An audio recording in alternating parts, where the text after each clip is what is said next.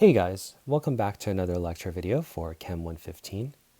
In this lecture video, we are going to apply the principles of stoichiometry to electrolytic reactions or electrolysis in general. And so electrolysis is a technique that uses a direct electric current to drive an otherwise non-spontaneous chemical reaction. And so electrolytic reactions or electrolysis in general utilizes electrical energy to allow the forward reaction, which is typically non-spontaneous, to occur. And so electrolytic cells are typically thought of as the opposite of galvanic cells, such that for galvanic cells, the transfer of those electrons from the anode and cathode is spontaneous, whereas the transfer of electrons in electrolytic cells are non-spontaneous, and it requires the use of direct electrical current to allow the forward reaction to occur. And so commercially, electrolysis is important during the separation of elements from naturally occurring sources, such as ores.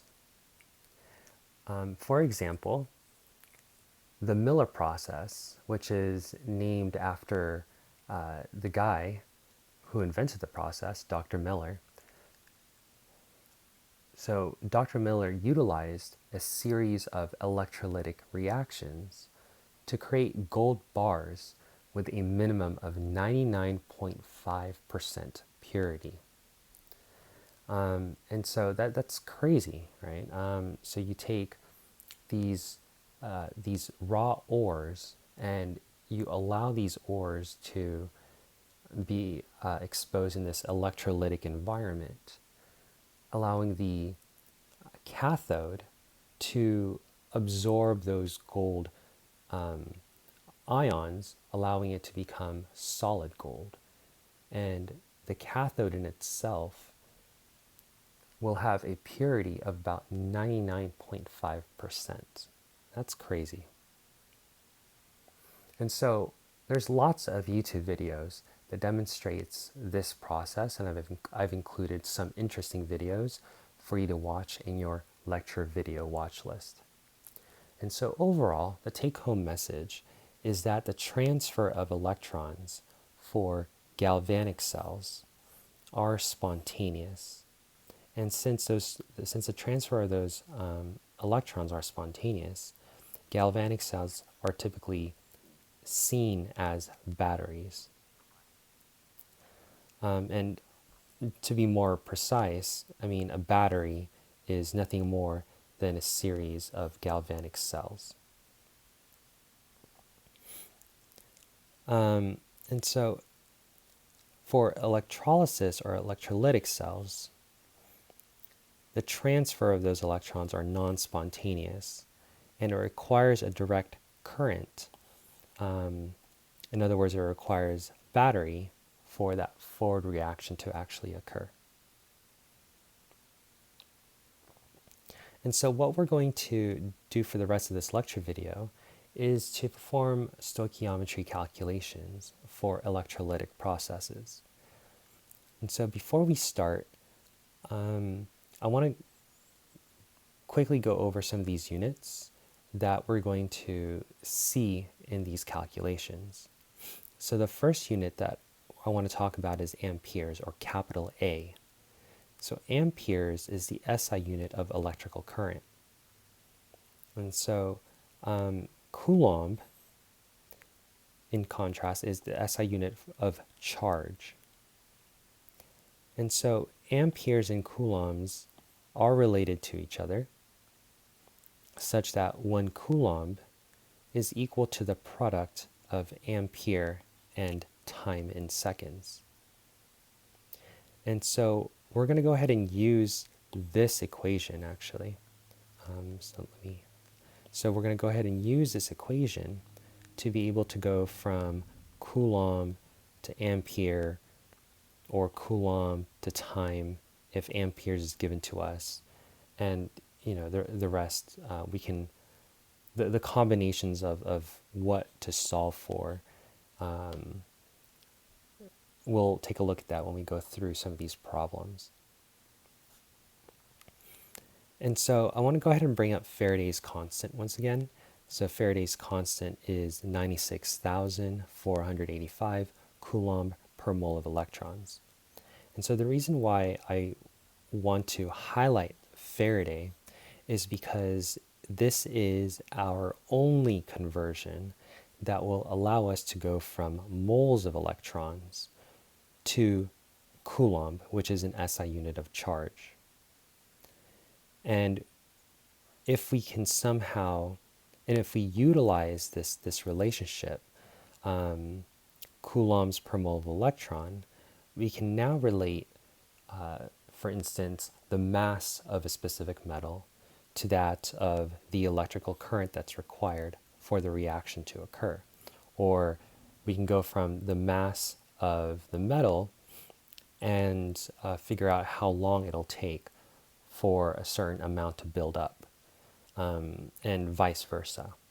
Okay. So we're going to learn how we can utilize Faraday's constant as a conversion factor to go from charge to moles of electron. And so you guys can think of Faraday's constant as this pivotal point, if you will, this critical pivotal point that will allow you to convert two things that are typically not related to each other. So for example, mass and volume. And so the only way for you guys to convert mass to volume or volume to mass is to use density as a conversion factor.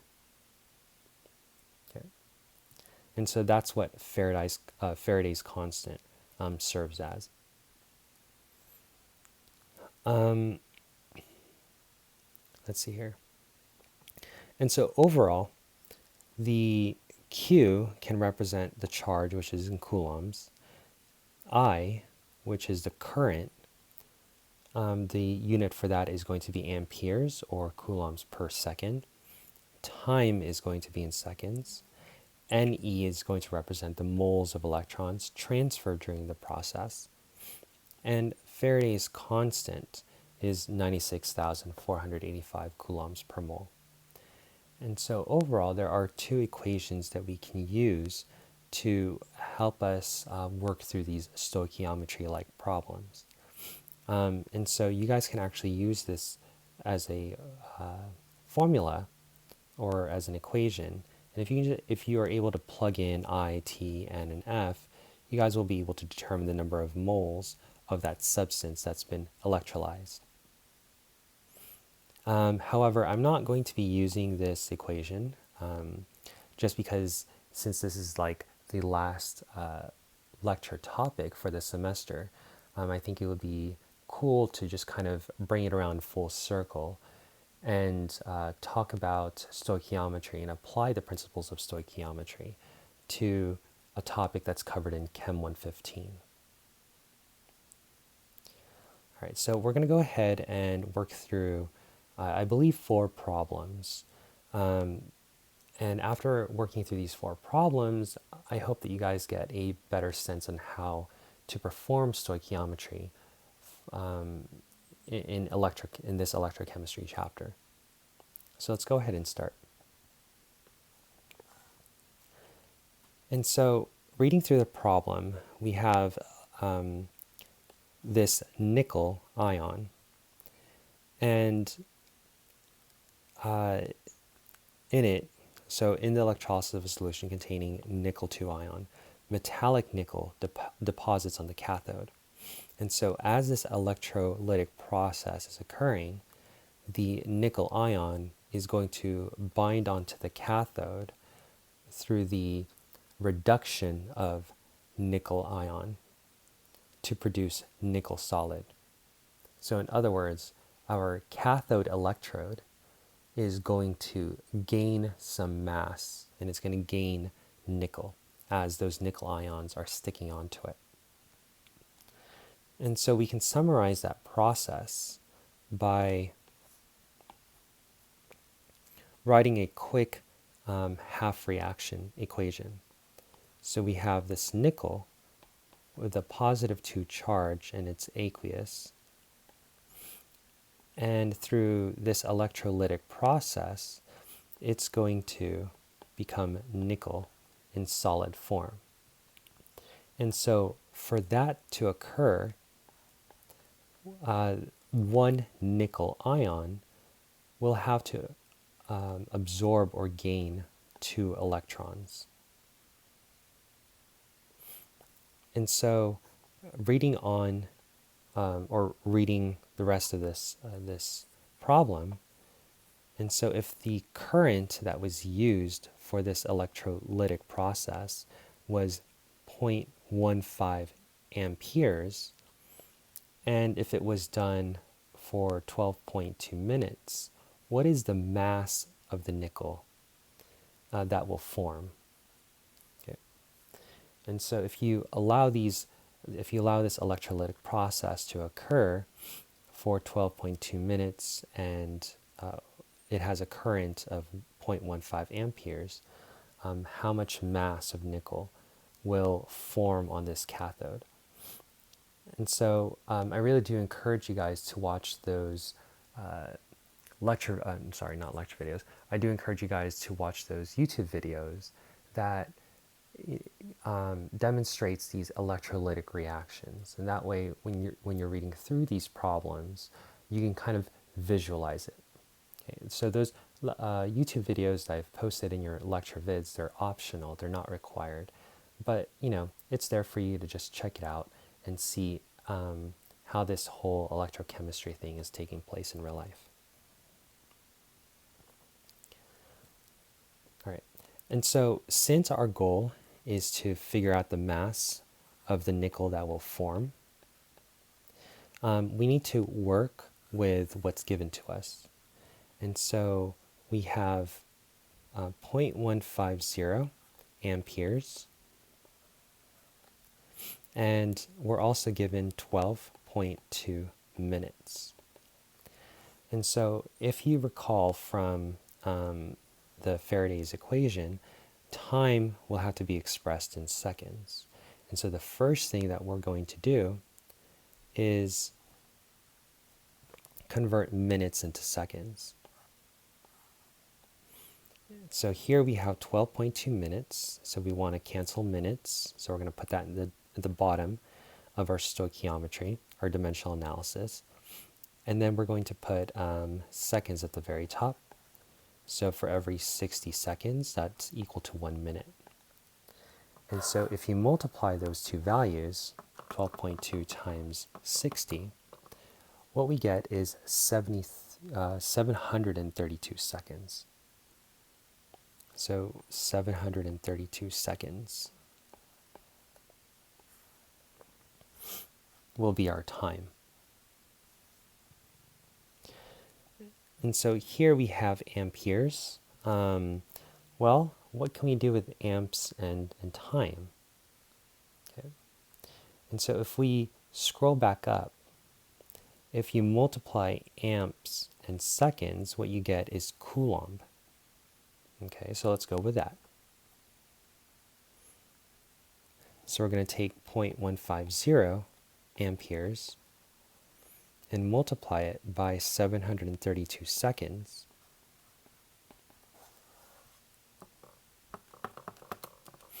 And what we get is 109.8. Okay. So when you multiply amperes and seconds, what you get is coulombs. Okay. So in terms of units, it's not, well, I guess we can express it in terms of amps times seconds, so you guys can technically do this.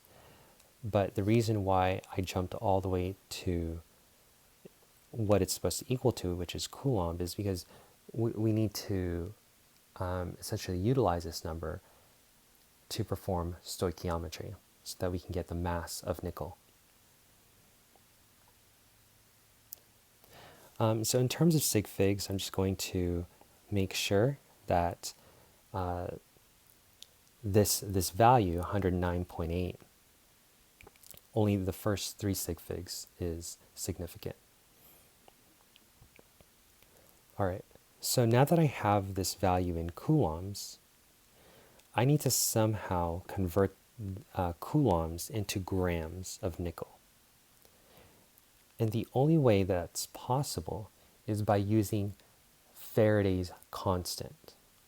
And so if you guys look at Faraday's constant, we have a relationship between coulombs and that of moles, or specifically moles of electrons transferred. And so we're going to go ahead and take this 109.8 coulombs. Oops, sorry. So I'm just only going to, I'm going to remind myself that only the first 3 sig figs is counted towards my calculation. And I'm going to use Faraday's constant as a conversion factor. So notice that coulombs is at the top, so I want coulombs at the bottom. Oops. And moles of electrons transferred is going to be at the top. And so if you guys look at Faraday's constant, which is 96,485 coulombs per mole of electron, notice that if I extend this line, this 96,485 belongs to coulomb. And so wherever coulomb is on our dimensional analysis, we're going to go ahead and put in 96,485. And that's going to equal to 1 mole of electron. 1 mole of electron. So now that we're in moles of electron that's being transferred, we can now utilize our chemical equation to make some relationships between moles of electron transferred to moles of nickel. And so if you guys remember from the first semester of general chemistry, you guys can use the coefficients as a mole-to-mole ratio between one substance to another. And so it turns out that for every 2 moles of electrons, I will get 1 mole of this nickel solid.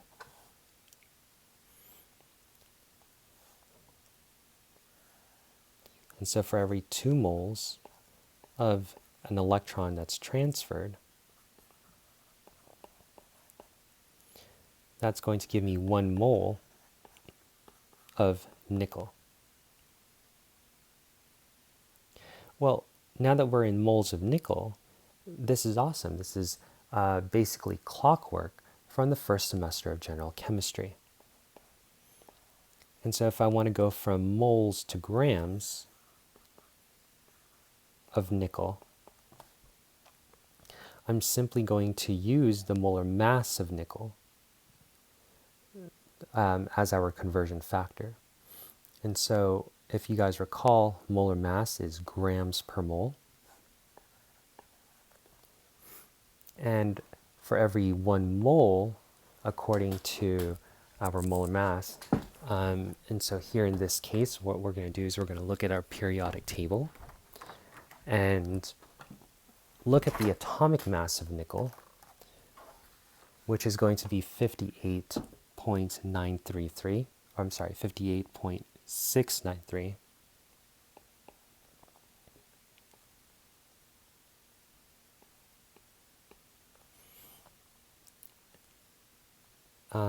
So for every 58.693 grams of nickel, that's exactly 1 mole.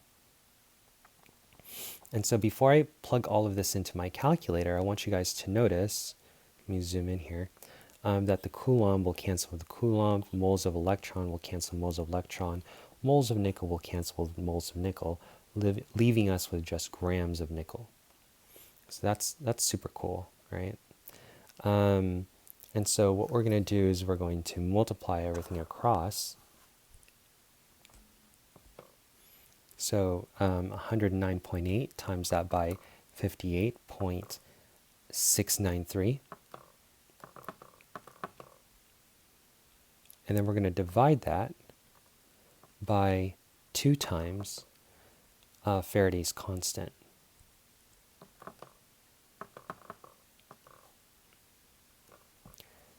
And what we get is going to be 3.33, oops. Well, let's see here. It's going to be 3.34 if I want to keep 4 sig figs, or 3 sig figs and round up, times 10 to the negative 2 grams of nickel.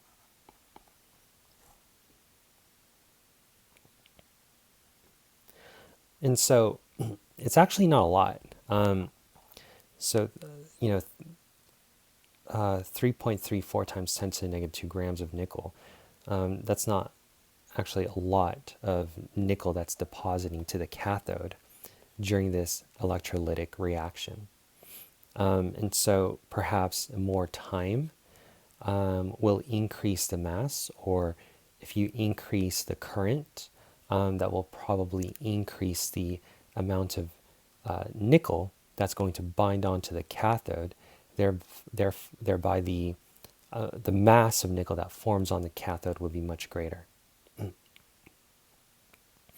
And so the main point of this example is to introduce to you how you can apply amperes and time to be able to determine the mass of the substance that will form on the cathode.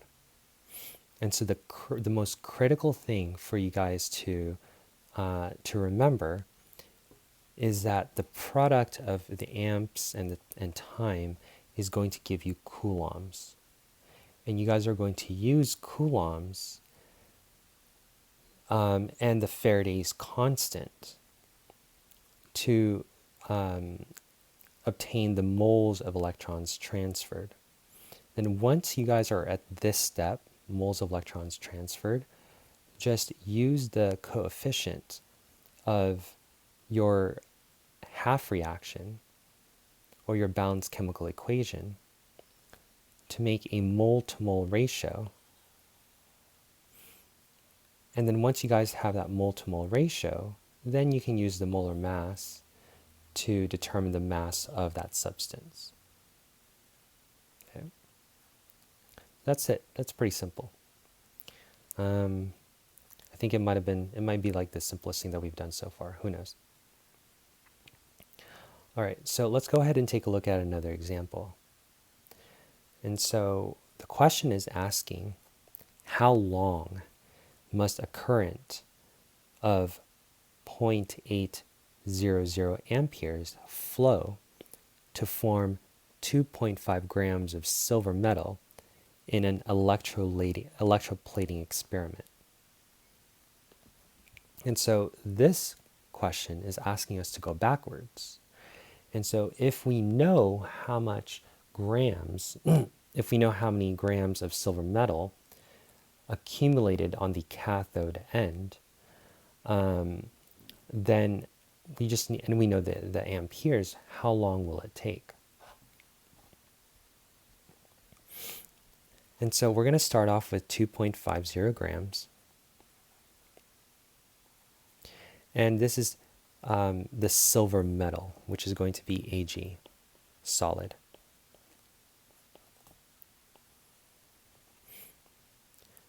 And so if I want to figure out the time, the only way to figure out the time is through the definition of Coulomb. So 1 Coulomb is equal to amps times time. And so to solve for this, I need coulombs and I need amperes. I already have amperes, it's already given to me. I just need to figure out the coulomb. Okay. And so to figure out the charge, we're going to go ahead and start with 2.50 grams of silver, and we're going to convert grams of silver into moles of silver. So looking at the periodic table of elements, for every 107.868 grams, that's going to equal to 1 mole of silver ion. And so to get coulombs, I need to use Faraday's constant.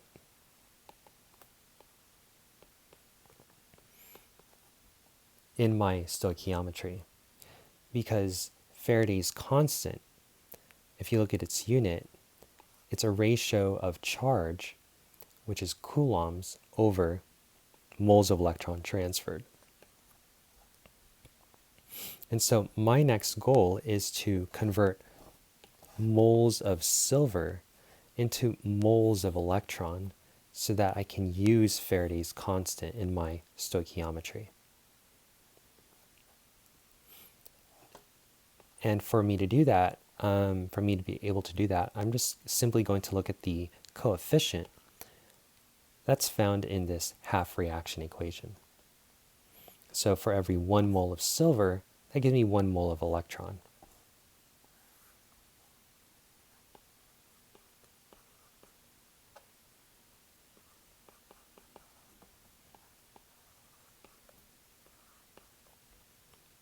Now that I'm in moles of electrons,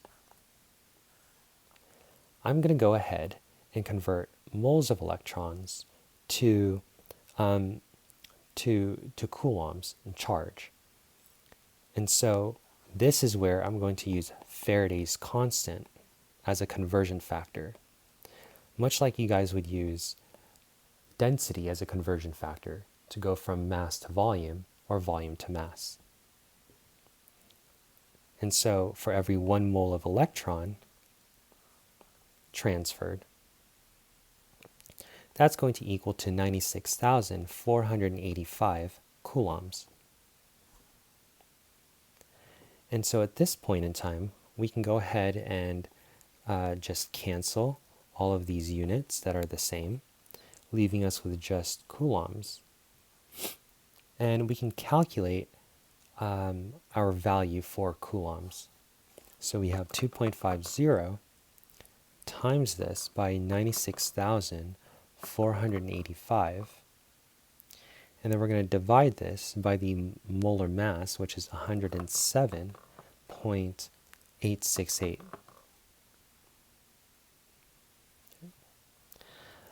And so what I get is 2.23618, whole bunch of numbers, times 10 to the positive 3. And my unit is coulombs. So let's think about sig figs for a second. This is pretty simple. Here I have 3 sig figs, and it looks like that's my least. Anything that you guys see as a 1, those are exact numbers. And so overall, I'm going to keep 3 sig figs in my final answer, forcing me to round this up to 1. I'm sorry, not to 1. It's going to round it up. So it's going to be 2.24 times 10 to the positive 3 coulombs. And so since I know that coulomb is equal to amps times seconds, I'm simply going to divide this to the other side. So I get seconds is equal to coulomb over amps. Okay, so I'm going to take this value, 2.24 times 10 to the positive 3 coulombs, and I'm going to divide it by the amperes, which is 0.8 amps.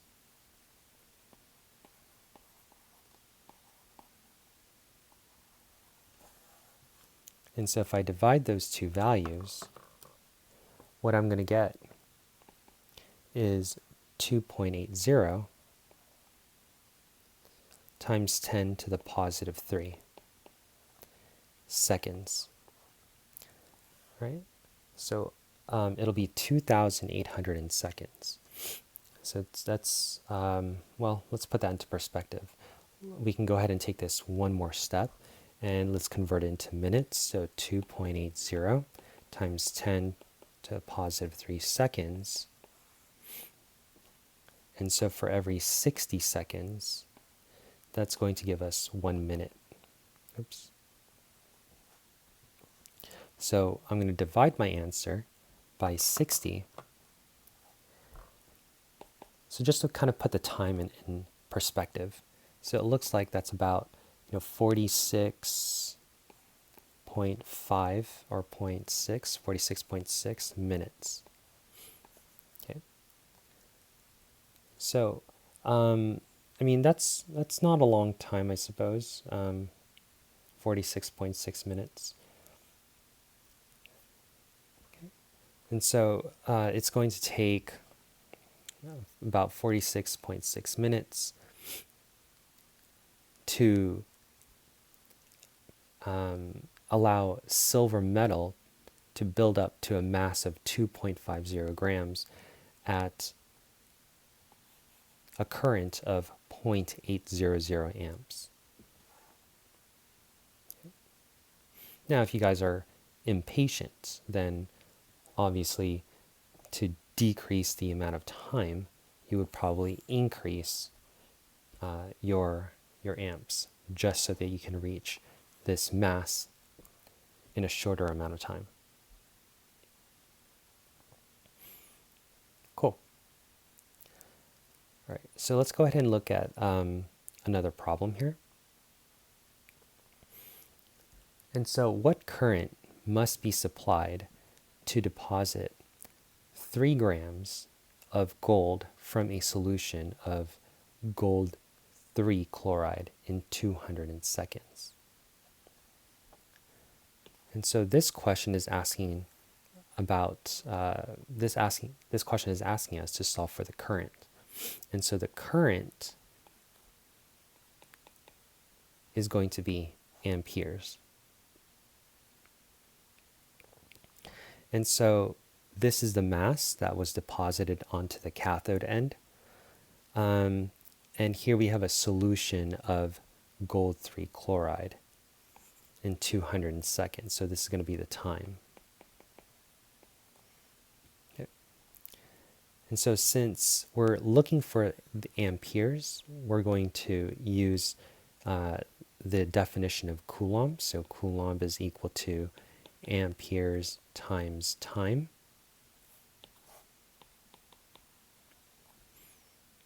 And so to solve for amps, I'm going to divide time to the other side. So it's going to be C over, I'm just going to go ahead and put in 200.0 seconds for now. And so this is going to let us know that we need to solve for coulombs.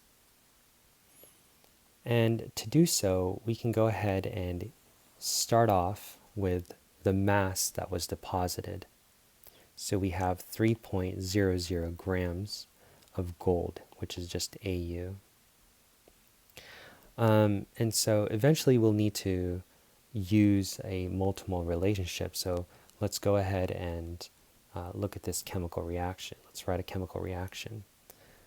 And so it's forming from a solution of gold 3 chloride. So here if we have gold 3 chloride,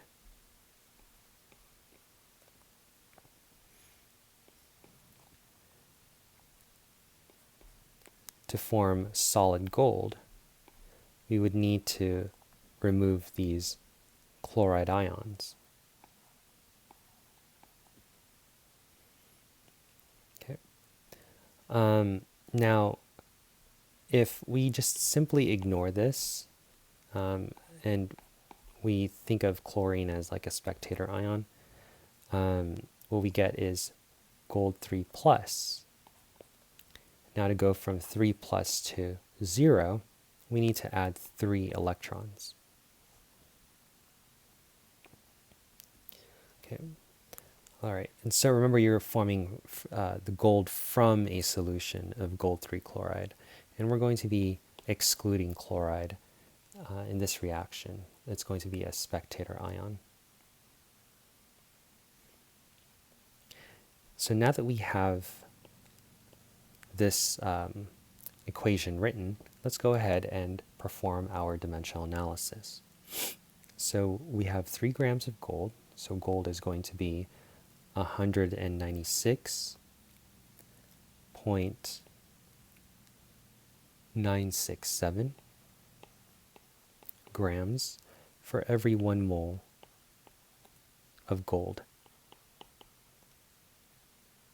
Okay. So what I'm using here is the molar mass. So now that I've converted my grams into moles, I'm simply going to use the stoichiometry found in this half reaction to relate moles of gold, of solid gold, into moles of electrons that's transferred. And so for every 1 mole of gold, that's going to require 3 moles of electrons to be transferred. So now that I have moles of electrons transferred, I'm going to use Faraday's constant to convert moles of electrons transferred into coulombs. So for every 1 mole of electrons transferred, that's going to give me 96,485 coulombs.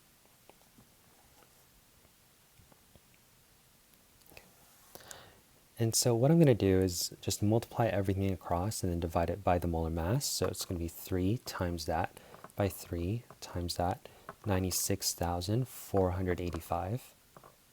And then I'm going to divide that by 196.967. And the value that I get will be 4.4. So 4.41, 3 sig figs, times 10 to the positive 3 coulombs. And so I'm going to go ahead and take, oops, what's happening? So I'm going to go ahead and take this value, maybe I should just duplicate it. And I'm going to plug it in to where I see coulombs. So let me erase that real quick.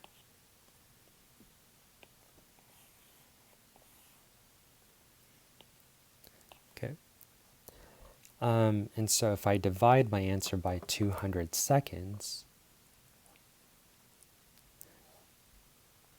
the current that's required for 3 grams to be deposited in 200 seconds is going to be 22.0 amps.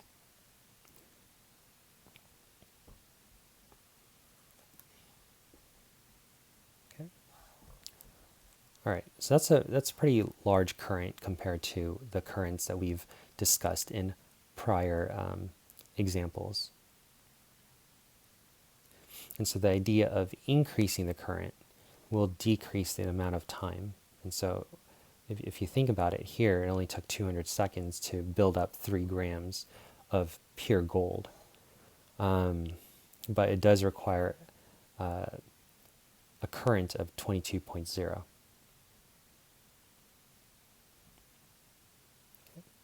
All right, so let's go ahead and take a look at our last problem. So here, how much time in seconds does it take to plate 10.2 grams of silver ion using a 0.100 milliamp power source? Wow, so milliamps, so this one right here is milliamp. And remember, milli is times 10 to the negative 3.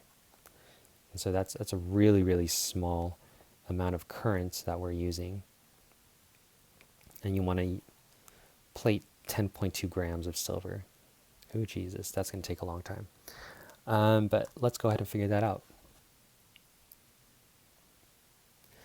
So let me see here. Since we're trying to solve for time, we're going to use the relationship once again. Coulomb is equal to amps times time. And we're going to divide amperes to the other side so that time is equal to Coulomb over amps. In this case, I'm going to go ahead and express my amps with my given value. So it's going to be 0.100 times 10 to the negative 3 amps. And so I've expressed milli into its scientific notation. So that way I don't have to worry about it later on. And so the only thing that I need to do is determine my charge, Coulomb. And to determine my charge, I'm going to use or start from the mass. So here I have 10.2 grams of silver ion. And so remember, this is an electrolytic process. So we're going to take this ion and it's going to be reduced to produce the silver metal.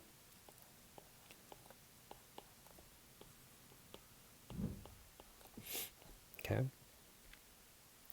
And once again, this knowing how to write this half reaction for electrolysis will make sense if you guys look at some of these extra YouTube videos that I've posted in your lecture video to watch list. Once again, it's completely optional, totally not required if you just want to memorize that, it's always going to be a reduction when we're talking about electrolysis, then that's absolutely fine.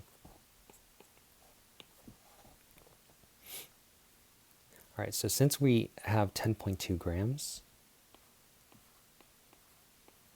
of silver solid, because that's how much silver we plated through electroplating, we're going to go ahead and convert grams into moles using molar mass of silver. And so the molar mass of silver is going to be 107.868 grams for every 1 mole of silver.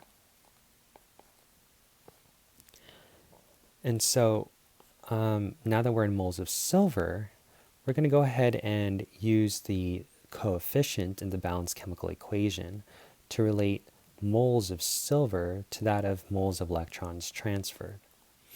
And how I got 1 electron, I'm just looking at the charge of the ion itself. So since the charge of silver is +1, then it only needs 1 electron for the charge to be neutralized to 0. And so for every 1 mole of silver, which is this guy right here, I need 1 mole of my electron.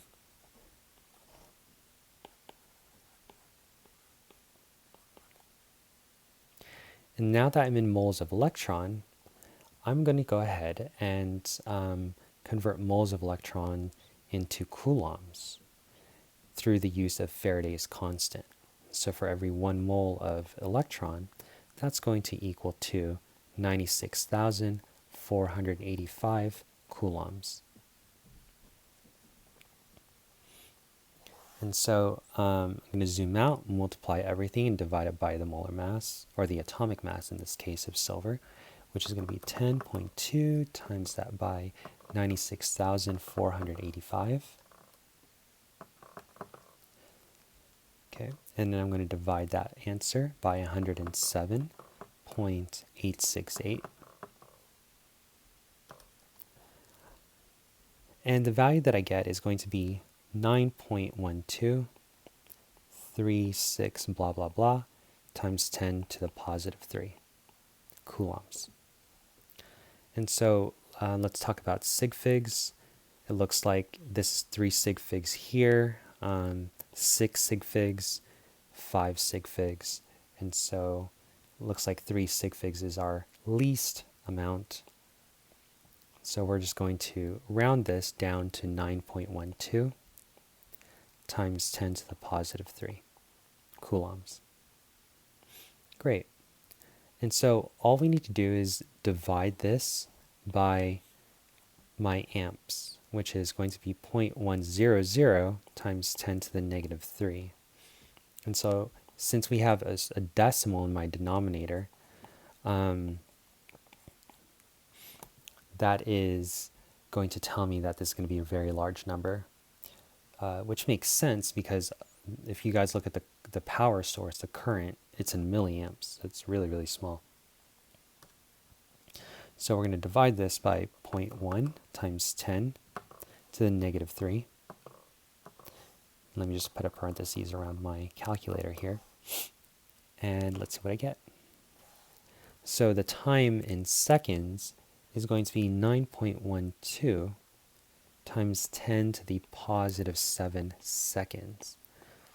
Now, let's go ahead and put that into perspective. And I think I'll do it in terms of hours. Or it might be days, who knows. So let's go ahead and divide this. So for every 60 seconds, that's going to be 1 minute. For every, let's see here, 1 minute. Oops.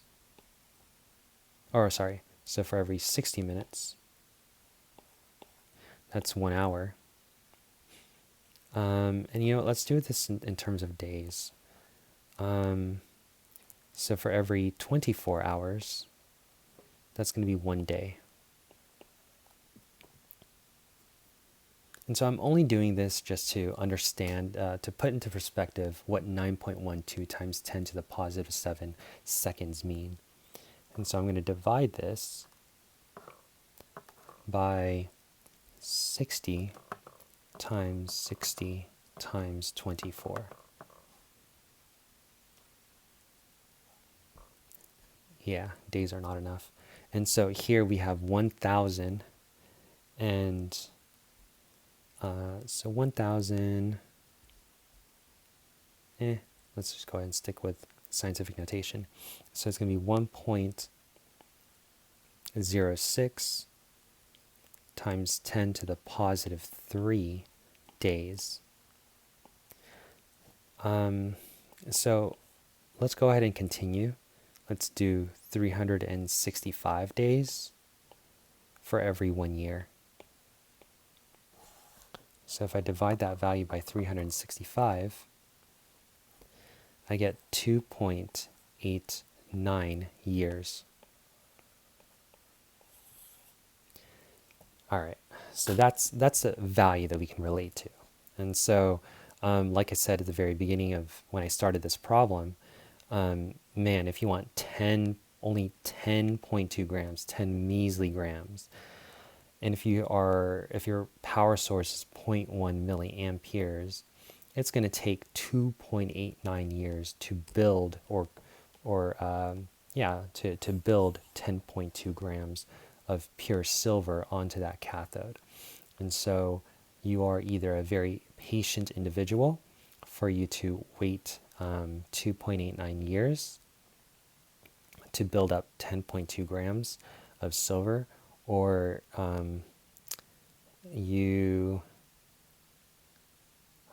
let's just see it like that. You're very patient if you're going to do this. All right, so that's pretty much it for this lecture video. This is our last lecture video for this semester. And I will see you guys around. Bye.